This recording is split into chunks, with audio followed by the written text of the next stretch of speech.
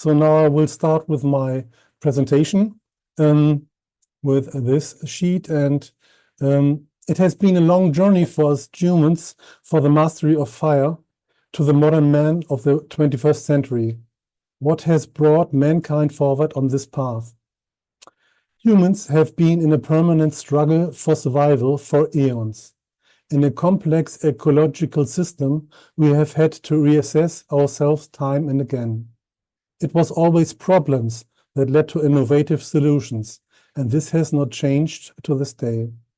We have solved past problems with a variety of tools: fire, clubs, excavators, cranes, and satellites, all of a physical nature. I consider financial systems, politics, and wars to be modern continuations of archaic behaviors that have been known for thousands of years from empires long past. Today, however, the problems take on a different quality. We have even created many of today's problems ourselves and are therefore responsible for them. Poverty, overpopulation, population decline, increasing demand for resources, wars, weakening financial systems, new diseases, and climate change, just a small selection of these issues. And as for the individual, automation has increased, production has increased in many countries, but other countries have been excluded from these positive developments. An imbalance. It is questionable whether our global economic system is currently really ready and able to recognize the world's population as one large global community and allow all people to participate in it to the same extent. I put a big ethical question mark here. As long as people in the developed and less developed countries of the world still have to make a huge effort to cope with their everyday lives and secure their standard of living, people will not have much time for intellectual development. Serious automation could very well give people more freedom. But is that really what we want? Another ethical question mark. Is the good for people really at the center of our global activities? We need to answer these questions honestly, and wisdom tools can give us honest answers and show us perspectives. They can also help us to develop new methods to resolve conflicts of interest without creating unwanted side effects.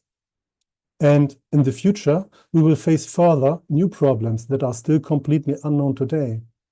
Man has always created new solutions by observing nature and intellectually processing his perceptions, thereby increasing his effectiveness and broadening his horizons. At a time when the earth still appeared flat and at the center of the world, men believed in higher beings and the mystical forces of nature. Today, in the Enlightened Age, some of these old beliefs are outdated. A few decades ago, many scientists believed that we had already discovered almost all the secrets of nature and that there was hardly anything else left to discover. But this modern belief has also been overtaken by technological developments. Today, we use satellites to look to the edge of the visible universe, and yet we know that there's still something beyond. And we use particle accelerators such as CERN to look deep inside into matter and obtain evidence that our space and time are quantized, a world with finite resolution.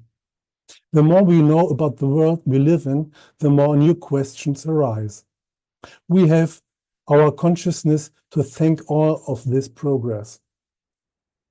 Our intellect is developed through school and education, starting at the age of around 3 years. But today, it is generally known that the intellect is only a small part of our consciousness, and that the vast majority of bodily functions are not controlled by the mind, but by the much more comprehensive subconscious. This is clearly illustrated by the so-called iceberg model. The perception and intuition of the remote viewer takes place first and foremost in his subconscious. In recent decades, great progress has also been made in mathematics, which in turn has regularly led to advances in physics and engineering. Mathematics is a domain of our minds. One mathematical example of new findings is Markovian dynamics. Using this mathematics and research, it was discovered that there are geometric shapes outside the universe whose convolutions have a direct influence on the subatomic decay processes of our matter. It is all the more astonishing that society and science seem to devote less interest, attention, and effort to the abilities of our subconscious than to technical development and our intellect. What could be the personal reasons for this? In order for people to fully develop their consciousness, their basic needs must be met first. They must be able to gradually free themselves from everyday life. Progressive automation and humanoid robots are already on the horizon and could take over this job in the future. But before we can turn into consciousness and one day develop a cosmic consciousness, we first have to experience that there is something out there. We live in experience where our attention is. Remote viewing has already shown us that there is something out there. We call it the matrix without knowing exactly what it is. The part of our consciousness that we call intellect enables us to grasp reality in its logical mathematical structure, and the other part, our subconscious, enables us to grasp and experience reality through perception. The development of the remote viewing method in the 1970s provided clear proof that consciousness is able to obtain information from a distance and provide answers to complex problems. The developers of remote viewing simply called the source of this information the matrix, and the process of obtaining this information was attributed to body awareness, empathy, spontaneity, and intuition in general. Although this fantastic ability of our consciousness has been proven thousands of times over the last 50 years using the remote viewing method, public and scientific interest in it is, contrary to expectations, not that great. This is astonishing when you consider that there is such undeveloped problem-solving potential lying dormant in every human being, which can be activated by little effort and used by anyone. The remote viewing method is only used as an example in this lecture. As far as I know, energy healing and other methods of consciousness are no different. Where is the human curiosity and the collective interest in using this potential and expanding it through research? The following comparison shows that things can be done quite differently. Computer technology developed in a completely different way at almost the same time. In 1948, Bell Laboratories introduced the transistor, and in 1958, the first integrated circuit as a collection of transistors on a chip. In 1970s, Texas Instruments developed the first microprocessor based on integrated circuits. From this moment on, a breathtaking development path of microchips began, which after 50 years has now reached the field of quantum computers, and the end is not yet in sight. Today, almost everyone walks around with a smartphone, the performance of which was simply unimaginable in the 1970s. Incidentally, the vertical scale on the sheet has a logarithmic part. EA shows exponential growth. The red dashed line shows what linear growth would look like. In contrast, the blue line shows the approximate growth of the development of consciousness. What caused this enormous development pressure in computer technology? Space travel, for example, required lightweight and powerful computers, while industrial automation in the economy and weapon technology in the military needed even more powerful systems. The ever more powerful system, e.g. in the field of astronomy, sensors and satellite systems, provided new insights into the universe, each of which raised new questions that created the need for even more powerful systems. Simple sand became silicon, and from this grew microchips. In comparison to this technical development, the development of extended consciousness abilities was dramatically low. Although around 10 years of research have been invested in the remote viewing method, what is that compared to the ever-increasing research funding in technical areas? Compared to the state of computer technology, I would place the current state of development and research into consciousness technologies in the mid-80s. and therefore still in its infancy. What are the possible causes for the snail's pace in the area of consciousness development? I think of several possible reasons. Right off the bat, military reasons. Why make special awareness capabilities available to the public in their full potential when they can instead be used in secret or to develop mass influence systems? Psychological warfare is already an established part of every war today. Political reasons. People with an expanded awareness gain a stronger sense of self-worth, know how to use and develop their skills better, and are therefore independent and less easily influenced. The motives and plans of our politicians would lie before the population like an open book. Economic reasons. Due to a lack of extensive application experience, there is still little understanding of the benefits of using awareness technologies and little willingness to invest in them. Scientific reasons. To this day, there is no generally accepted theory about the emergence of consciousness, and consciousness eludes direct visibility and measurability. Perhaps that is why scientists do not dare to tackle this hot potato. The economic reasons mentioned above certainly mean that consciousness research projects receive little research funding in this area. Social reasons. In our organized structures and career models, the principle of the right of the strongest still prevails. However, a leadership mechanism based on the right of the wisest would be much more sustainable and conflict-free. Reasons for the individual. Many people find it difficult to accept major changes and react with fear. The widespread recognition of a powerful consciousness would be such a big change. In addition, there are still few development offers such as speed reading, telepathy training, animal communication, remote viewing, energy healing, mental bodybuilding as practiced by actors for many years, and so on. They are all niche offers. Whatever the reason, it is worth exploring consciousness even further, because consciousness is something very natural. In technology, we have been copying nature's solutions for centuries and implementing them very successfully in technology. The lotus flower effect with its water repellent function is just one example of thousands. One question arises from my point of view. Where can we go further in the exploration of consciousness and the procedure underlying the remote viewing method? I have a few ideas, impulses, and suggestions. My base assumption from observations is that our consciousness creates technical and other systems according to its own structure of consciousness. If this assumption is correct, then our technical achievements can be used to re-engineer the structure of our consciousness via our technology. However, this also means that consciousness research must be interdisciplinary. Psychologists and biologists will probably find it difficult to recognize technical patterns and structures in consciousness due to a lack of practical experience. After all, these areas are more than the domain of physics and engineering. Having worked for many years in the field of hardware and software development, for large computer companies, I realized in 1995, when I was introduced to the remote viewing method, that the hypothetical source for information, called the matrix, is very similar to our relational databases in terms of operation and performance.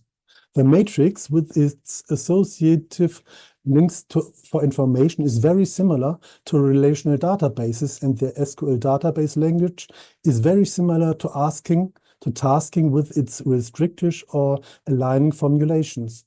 Stage 5 of the remote viewing method also works with the association chains of the memory as with a relational database. Oh, I must drink a little bit. Is it a pure coincidence that we have developed relational databases that function very similar to the matrix and our memory? I mean, no. Another example. When the C programming language was developed in the 1970s, it introduced a very powerful concept of data fields, arrays, and pointers to elements of these data structures. This very powerful so-called pointer arithmetic has been retained in newer programming languages to this day due to its efficiency. Something very similar takes place in a remote viewing session. To carry out a remote viewing session, a task is regularly formulated in the form of a tasking. This tasking guides the viewer to the target area. Subsequent questions on details to be perceived in the target area serve to focus on certain aspects of the target area. Using the pen on the paper also serves to focus on individual aspects of the target area. If you want to perceive a temporal progression, you can use temporary qualifiers such as next or 5 seconds later to position yourself in the temporal progression. If we touch an object with our hands or net a shape, these are also body-supported addressing methods in the target area, namely pointers. The implementation of pointer addressing in associate remote viewing seems most vivid to me. Let's take a look at everyday life. Most current computers work through everyday problems sequentially. Supercomputers that calculate our weather for forecasts and finite element calculation algorithms break down the entire problem into many small subproblems, which are then calculated sequentially, one after the other, and in this way lead to an overall result. What else is man in everyday life who is surrounded by complex everyday reality, but can only perceive, process, and live through it sequentially, one after the other? We call this passage of time. Seen in this way, we could consider the end of our life path as our total work or our total result. In the early 1950s, computers were still laboriously programmed in machine language. This led to the development of assemblers, interpreters, and compilers, which greatly simplified the small details of implementing programmed sequences of action for the programmer. Libraries and object orientation simplified the creation of dialogue-oriented programs. Windows is a well-known example for this. Today's fifth-generation programming languages, such as Python, are characterized by simplicity, power, and portability with the help of their libraries. Today, for example, anyone can create an internet browser with 3 lines of code. Let's realize that our consciousness does the same thing. One example. We listen to the other person speak and look at his lips. We hear and see him lip synchronously. Our conversation partner forms his thoughts into words and sentences and then modulates his vocal chords in sync with his breath to produce the required speech sounds. The modulated sound waves are picked up by our ears as the auditory ossicles begin to vibrate and generate electrical impulses. These impulses are transmitted electrically and chemically to our brain, where measurable neuronal activity is triggered and then passed on to our consciousness. Our consciousness receives these modulated impulses and decodes them into sounds. Our consciousness then decodes words from these sounds, which are decoded into sentences in a further instance. In a higher instance of consciousness, these sentences are then assigned meaning in connection with our memory, and we even visualize what we have heard. Sounds complicated? Yes, it is. And yet it doesn't strain us at all. But there's more. We look at the other person's lips while he is speaking. The light reflected from his lips is recorded by our retina as a 116 megapixel image and transmitted chemically, electrically to the brain. Measurable neural activity accompanies the transmission of the flood of pixels to our consciousness. There, the pixel areas are assigned object-like meanings by means of patterns recognition. At a higher level of decoding in the consciousness, facial expressions and body posture are then interpreted and synchronized with the received speech content. This creates understanding and empathy. However, as visual processing is much more complex than auditory processing, visual processing also takes longer, and so we would actually have to constantly see our counterpart speaking out of lip sync. To avoid this, all our perception channels are buffered and resynchronized like in a good Hollywood studio. This synchronization takes 3 seconds, and then we speak of a moment. We are also familiar with this 3-second cycle for avoiding fantasy impressions from remote viewing. all projections and interpretations. And all this subconscious processing seems so easy to us.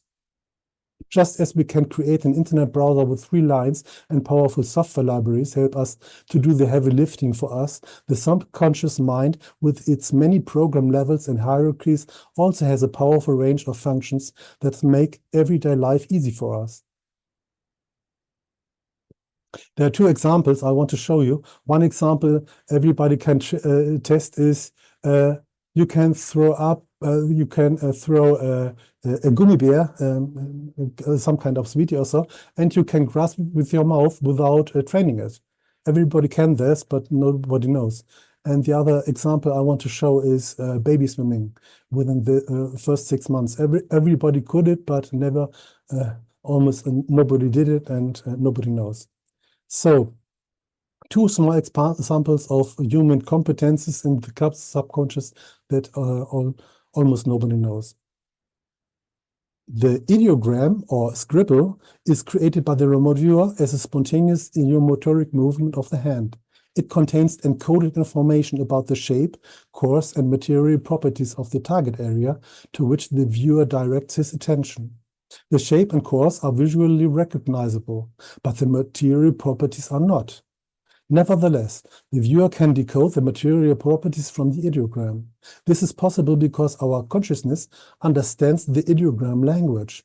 China and Japan are countries that have languages with characters that are very similar to some ideograms. Some remote viewers have been under the impression for decades that the matrix has characteristics of a consciousness rather than a database. If this were so, then an ideogram language would be used by the matrix consciousness to communicate with our individual viewer consciousnesses. If this were the case, then ideograms spontaneously generated in a session could be considered as an information request to the matrix. Here, the effectiveness of the ideograms and the behavior of the matrix in its dynamics should be further explored. How can it be that often in dangerous situations, for example, a fall situation, the subconscious takes control over the body and performs actions faster than our mind would be able to do? Here, our subconscious mind seems to exercise its ability to access higher wisdom, to access bodily actions. If we remain spontaneous in a remote viewing session, e.g. in the creation of an ideogram, in the creation of a sketch, or in spontaneous movements of our eyes or our body expression, then we could use our body as a source of information or a tool for obtaining information. Our spontaneous behavior would therefore be also an interesting object for research with regard to our consciousness. If trained in the right way, spontaneity could prove to be a novel method of acquiring information. Brainstorming sessions work spontaneously in a similar manner. Everyone can already train their awareness today. It is always about reducing everyday distraction and regaining control over your attention. Instead of doing several things at the same time, do just one activity and do it with mindfulness. Instead of having music or TV in the background, seek silence and get to know yourself anew. Instead of going shopping after a frustrating experience in order to regain a better mood through distraction, go out into nature, change your perspective, and recognize the frustrating event and your own emotions. As AI penetrates our everyday lives, the boundaries between factual reality and virtual reality will become increasingly blurred. Whoever controls and regulates AI will gain control over us humans. Trained people who have direct access to information from the matrix will then have an easier time than people who still get their information from comments and social media today, and whose mental plasticity will dwindle as soon as AI becomes ubiquitous as the primary source of information. That's why it's great to learn remote viewing.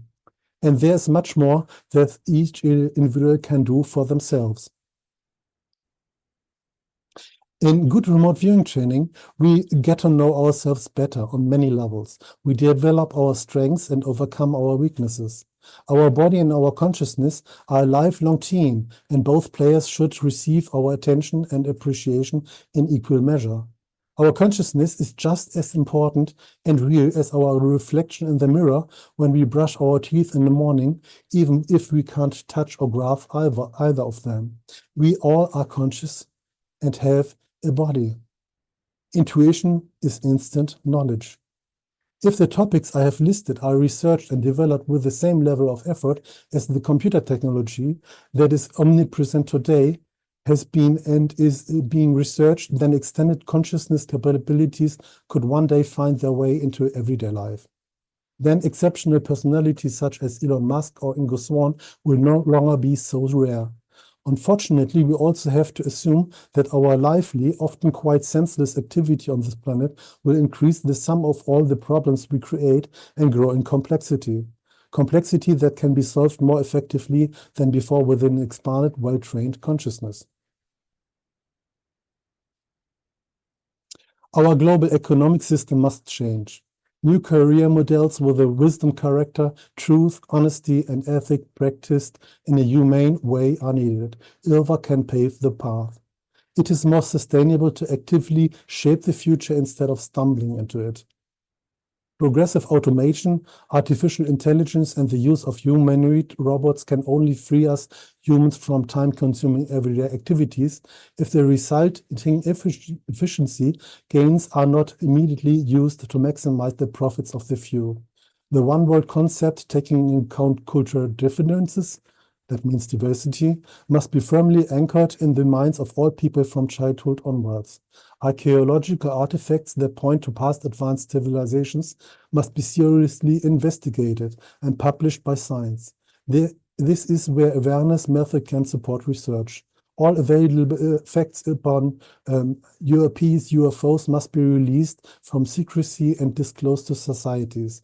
We need to know who we are dealing with out there. From the very beginning of their education, our children must be taught to understand that they are the pioneers of the future and that the people of the present are paving the way for this future. To this end, we must relearn how to steer our interests. All areas of science must intensively examine the hypothesis that life is a universal concept that can be embodied in many different forms. As long as we don't grant our animals consciousness, we humans ourselves are still very unconscious. Telepathy must be thoroughly researched and made available to humans as a trainable method. In this way, the area of Homo sapiens will solidify as a necessary transition to a Homo cosmicus. We have thus prepared ourselves to make contact with other life forms. With widespread expanded consciousness and awareness methods such as remote viewing, we can develop new, more efficient training methods and effectively support all areas of science and business. The Kardashev scale is geared towards the energy consumption of a civilization. However, the technology required for such energy generation can only be produced by the equally developed consciousness potential. This alone requires a massive expansion of our consciousness. With this positive outlook, I would like to conclude my presentation with the Psytech company slogan from 1996, with which my personal path to the future began. Mind is the final frontier. Bewusstsein ist die letzte Grenze. After the Q&A, I would like to invite all German-speaking participants to my breakout room for further discussions about my presentation in German language. Thank you very much. Awesome. Thank you for the presentation, Gunther. I also wanted to remind everyone in the German channel right now that you probably want to, leave it to the main presentation and follow the rest of the speakers with closed caption. So maybe that Tom Tankiewicz has collected some questions up to now, and he will take care of the questions. In your speech, you briefly referred to the historical belief that a flat Earth can, as an example of past limitations in human understanding and perception. And you pointed out that at one time people believed the Earth was flat at the corner of the center of the universe. And this belief, you explained, was rooted in the early perceptions and the limited knowledge available at that time. So The question that came up is not about the flat earth theory, it's about the attitude of the tasker. So shouldn't we always be careful not to make any assumptions? So what what would be your thoughts on how to address such a project? Yes, let me take it this way. The first assumption we have to accept is that consciousness is an entity of its own, that every human being, every man is conscious, and this consciousness is the center of our competence, of our power. Our body is some kind of application for the consciousness to move around and so, but consciousness is the real thing. If we don't know such a lot about consciousness right now, science has to explore consciousness in its fully potential, because there are the solutions to activate telepathy, to get a better understanding of the reality in which we are living, of the cosmos, of materia, and all the things. Without this focusing on consciousness, we will always go in circles and don't really proceed. Okay, so if maybe somebody else has a question right now, I think he can raise hands, and otherwise I have one or two other questions. Okay, so you mentioned that society underestimates the potential of consciousness. And how do you think remote viewing could be used to address some of today's global challenges? First of all, remote viewing could be used to explore consciousness. I think this is obvious that remote viewing as a power tool can be used to fill in the gaps already existing in consciousness exploration. On the other hand, when I left my remote viewing training from Athens, one of the last words he told to me is, if you want to learn how telekinesis works, you can explore the protocol for telekinesis using remote viewing. The same to telepathy. If you want to activate some other consciousness power, you can use remote viewing protocol to load down all the information necessary to set up another protocol for another consciousness skill. And of course, I called it wisdom tools. We need wisdom tools, tools that are not corruptible. And what I mean by this is, looking into everyday politics, there is a lot of stuff exchanged that is not true. And with the remote viewing, you have direct access to things as they are. So remote viewing is a tool to describe solutions that really work according to the way nature works. And this is something different from intellectual or from biased exploring things as they are explored today. So remote viewing can, as a universal tool, can be used to support science, can be used to support politics, to create really good solutions. It can be used in every way you can imagine. There are no limits. Okay. In your view, what are the biggest barriers preventing remote viewing from becoming more widely accepted and studied, maybe from the German point of view a little bit? Two things. One thing, those people who are not interested in truth and ethics, they want to suppress it, because otherwise they can't continue the game. And the other thing is fear. Fear in an individual. Fear in the individual. Maybe it's possible somebody can something like this, like Superman or X-Men or so, but can I do it myself? So it's the fear that you could fail. And on the other hand, the fear what would happen in my general view about reality if that really is true? How much have I to change my whole worldview? And this also is fear. So the best way to introduce remote viewing into this society is to teach them to cope with their fears.